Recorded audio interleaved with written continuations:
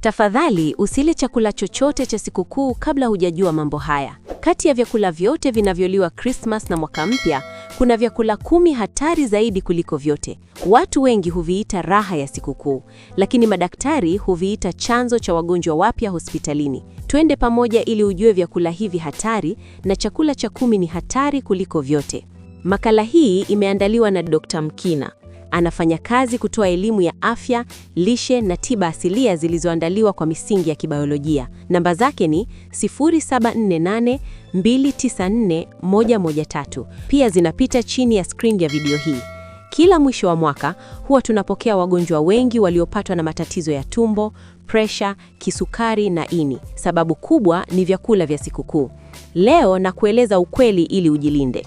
Tatizo kubwa ni kwamba vyakula hivi haviui mara moja, ila vinaharibu mwili taratibu. Unakula leo, unacheka leo, lakini baada ya sikukuu unaanza maumivu ya tumbo, kujaa gesi, kichwa kuuma, presha kupanda au sukari kuzidi. Hatari zaidi ni kwa watoto, wazee na wagonjwa wa muda mrefu. Kama unakula bila tahadhari, basi upo kwenye hatari kubwa sana. 1. Nyama za kuchoma zilizochomeka sana. Nyama za kuchoma ni chakula kinacholiwa sana wakati wa Christmas na mwaka mpya, lakini ndicho kinachoongoza kwa hatari. Nyama inapochomwa hadi kuungua, hutengeneza kemikali hatarishi zinazoingia mwilini wakati wa kula. Kemikali hizi huathiri utumbo, husababisha kuvimba kwa tumbo na huumiza ini taratibu. Sehemu zilizochomeka huwa ngumu kumeng'enywa na husababisha gesi nyingi tumboni. Ulaji wa mara kwa mara huongeza hatari ya saratani ya mfumo wa chakula bila mtu kugundua mapema. 2. Kuku wa kukaanga kwa mafuta mengi. Kuku wa kukaanga msimu wa sikukuu huwa na mafuta mengi sana na mara nyingi hukaangwa kwa mafuta yaliyotumika mara nyingi. Mafuta haya hubadilika na kuwa hatari kwa mwili, huingia kwenye damu na huongeza mafuta mabaya yanayoziba mishipa ya damu. Ini hulazimika kufanya kazi kupita uwezo wake kuchuja sumu hizi. Kwa watu wenye presha au matatizo ya moyo, kuku wa aina hii huongeza hatari ya shambulio la ghafla na uchovu mkubwa wa mwili. 3. Chips na viazi vya kukaanga sana. Viazi vinapokaangwa kwa joto kali hupoteza virutubisho vyake vya asili na hubaki kuwa chanzo cha madhara zaidi. Ulaji wa chips nyingi huongeza uzito haraka na husababisha kujaa kwa mafuta ndani ya mwili. Pia huathiri mfumo wa mmeng'enyo na kusababisha kuvimbiwa na gesi tumboni. Kwa watoto, chips hupunguza hamu ya kula chakula halisi chenye virutubisho. Muda mrefu huathiri afya ya tumbo na mishipa ya damu. Endelea kuangalia hadi mwisho kwa sababu nitakupa hatua za vitendo unazoweza kuanza nazo leo ili ulinde afya yako. 4. Keki za sikukuu na maandazi. Keki na maandazi ya sikukuu hutengenezwa kwa sukari nyingi, unga uliokobolewa na mafuta mengi. Mchanganyiko huu hupandisha sukari ya damu kwa kasi kubwa sana. Mwili hulazimika kutoa nguvu nyingi kusawazisha hali hiyo. Kwa watu walioko hatarini, huanza dalili za kisukari bila wao kujua. Pia, vyakula hivi husababisha tumbo kujaa hewa, usingizi mzito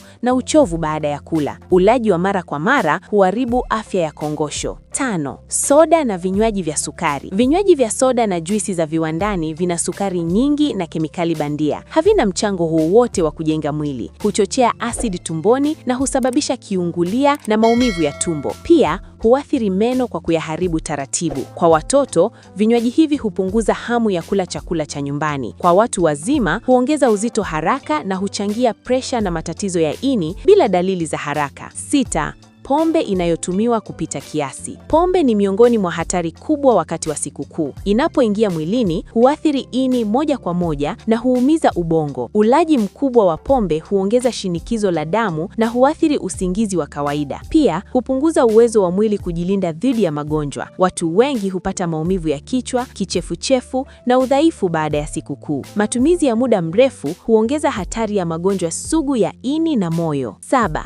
Saladi za mayonezi zilizokaa muda mrefu. Saladi za sikukuu hasa zenye mayonezi huandaliwa mapema na hukaa muda mrefu bila ubaridi wa kutosha. Hali hii huruhusu bakteria kuongezeka kwa kasi. Mtu akila hupata kuharisha, kutapika na maumivu makali ya tumbo. Dalili huanza ghafla na huweza kuwa hatari kwa watoto na wazee. Tatizo kubwa ni kwamba ladha haibadiliki haraka, hivyo mtu hula bila kujua hatari iliyopo ndani ya chakula hicho. 8. Nyama zilizosindikwa kama sosi sausage na bacon. Nyama zilizosindikwa hutengenezwa kwa chumvi nyingi, kemikali za kuhifadhi na rangi bandia. Vyakula hivi huongeza mzigo kwa figo na husababisha presha kupanda. Pia huathiri mfumo wa mmeng'enyo na husababisha kuvimbiwa. Tafiti nyingi zinaonyesha ulaji wa mara kwa mara wa nyama hizi huongeza hatari ya saratani ya utumbo mpana. Msimu wa sikukuu, watu hula kwa wingi bila kujua madhara yake ya muda mrefu. 9.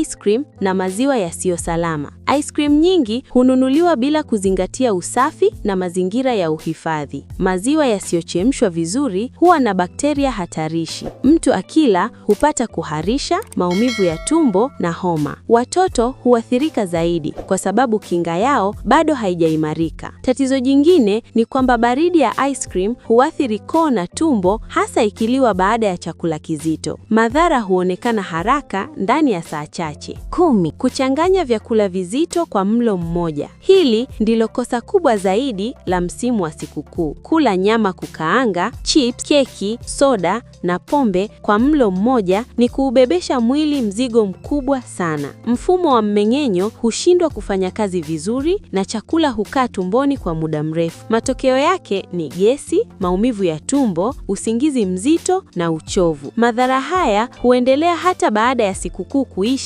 na huathiri afya kwa ujumla. Kama video hii imekupa elimu muhimu, basi endelea na video inayofuata niliyokuandalia hapa, ambayo inaeleza kwa kina jinsi ya kujenga afya yako. Tafadhali, kama ni mara yako ya kwanza kuona video zetu, na kuomba sana bonyeza neno subscribe chini ya video hii na kuwasha alama ya kengele iliyopo pembeni yake ili uwe wa kwanza kuona video zetu pale tunapo-upload. Like pamoja na kushare video hii ili wengine wajifunze. Makala hii imeandaliwa na Dr. Mkina. Kama unahitaji ushauri wa kiafya au dawa asilia zilizoandaliwa kwa misingi ya kibiolojia, wasiliana na Dr. Mkina. Namba zake ni 0748294113. Pia zinapita chini ya screen ya video hii. Kumbuka kuwa Naturemed Supplies inajitahidi kuhakikisha kuwa kila mwanadamu anakuwa na afya njema kutokana na vitu asilia. Asante kwa kutazama video hii mpaka mwisho. Ubarikiwe sana. Tukutane tena kwenye video zijazo.